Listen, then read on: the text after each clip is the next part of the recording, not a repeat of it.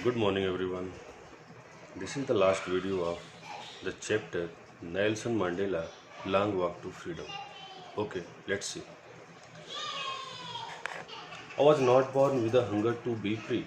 I was born free, free in every way that I could know. Nelson Mandela says that he was not born since his childhood to take a sense of freedom in his mind, but he says that he was completely born without any sense of such type of feeling that he will struggle for freedom in his life. I could know free to run in the field near my mother's hut, free to swim in the clear stream that ran through my village, free to roast mealies under the stars and ride the broad backs of slow moving bulls.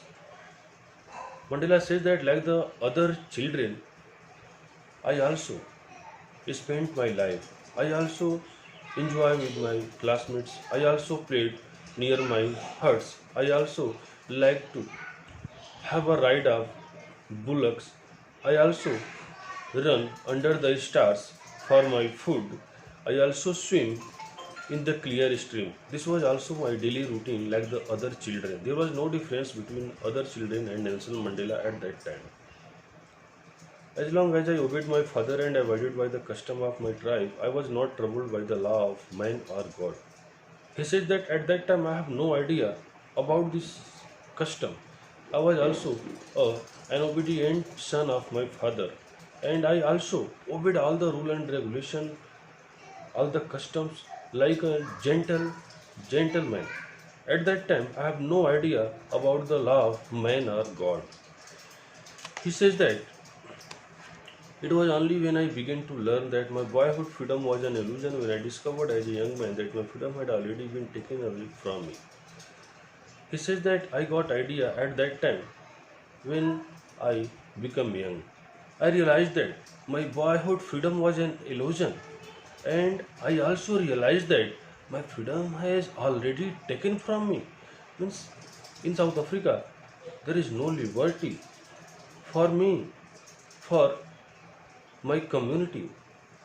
At first, as a student, I wanted freedom only for myself. The transitory freedom of being able to stay out at night, read what I please, and go where I choose.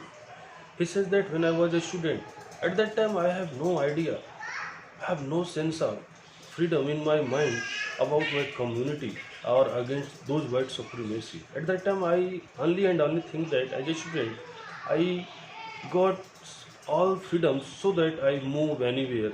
I could get my education freely, and I live a life of freedom. This was only my dreams at that time.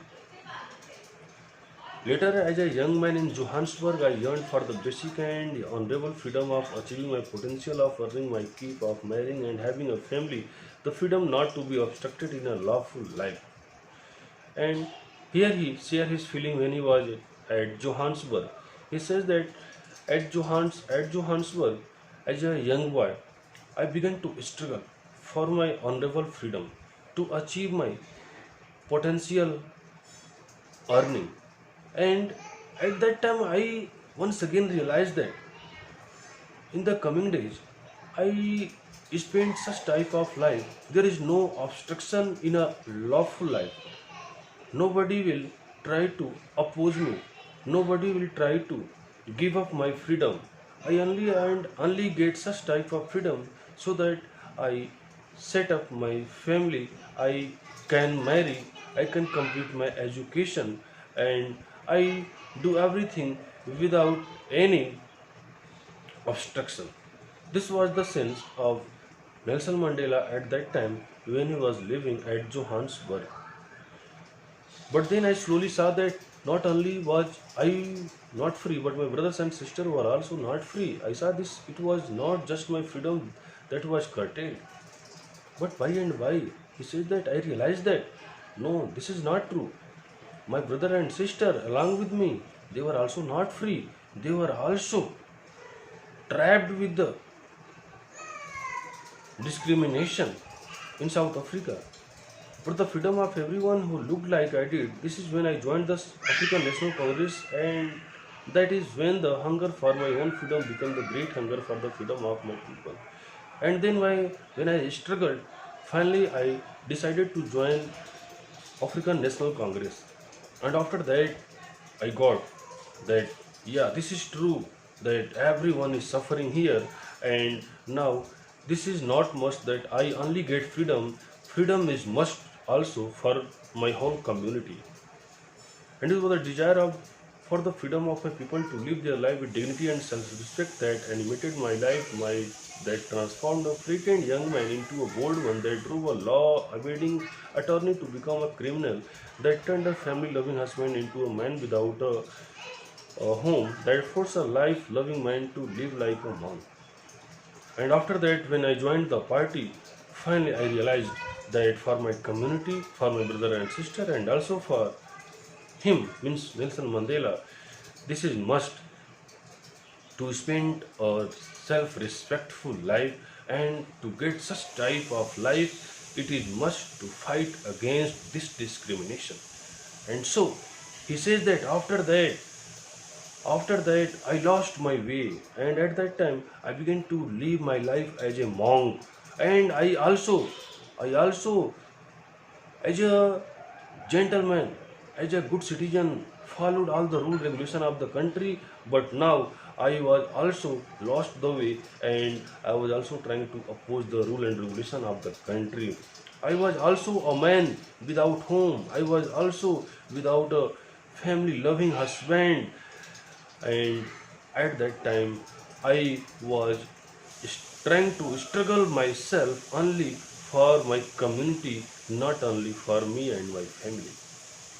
I'm no more virtuous or self-sacrificing than the next man, but I found that I could not even enjoy the poor and limited freedom I was allowed when I knew my people were not free.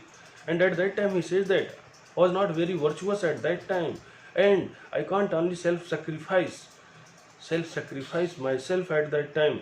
So I realized that this limited freedom is not good for us when all the peoples in South Africa of another community are enjoying of their privileges. So at that time, this is not good that I only and my community are only suffering for this freedom. So I can't allow them to live without freedom. And I also know that my peoples, means my communities, were not free. Freedom is individual. The chains of any one of my people were the chains on all of them. The chains all of my peoples were the chains on me. Nelson Mandela says that at that time I realized that freedom is not for an individual person, and the chain of such type of discrimination was not equal for everyone in South Africa. So the chain of discrimination, the chain of such type of bad sense or wrong decision was also for me also. I knew that the oppressors must be liberated just as surely as the oppressed. And at that time I know that it is also must that the oppressor must be liberated. The oppressor must be liberated. A man who takes away another man's freedom is a prisoner of hatred. And if a man who tries to take freedom of another person, it is also must that he also requires freedom. After that he will get to know what is freedom and why the peoples try to get such type of freedom. And he says that that man is a that man is a prisoner of hatred. The man who try to take away another person's freedom, he is a prisoner of hatred. He is locked behind the bars of prejudice and narrow-mindedness.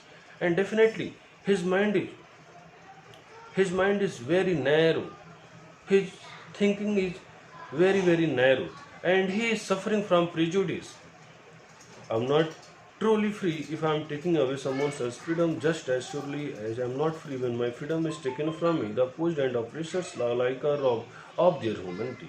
And Nelson Mandela finally says that I'm not independent there, and I also didn't like to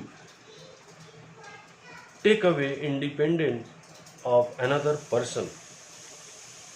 Like that, we were suffering there. So in South Africa, this is not. find that oppressed and the oppressor both are robbed of their humanity. It means it was his own feeling that in South Africa there must be maintained the sense of equality, rule and regulations, everything must be equal to everyone so that everyone enjoy of this fruit. Okay, thank you.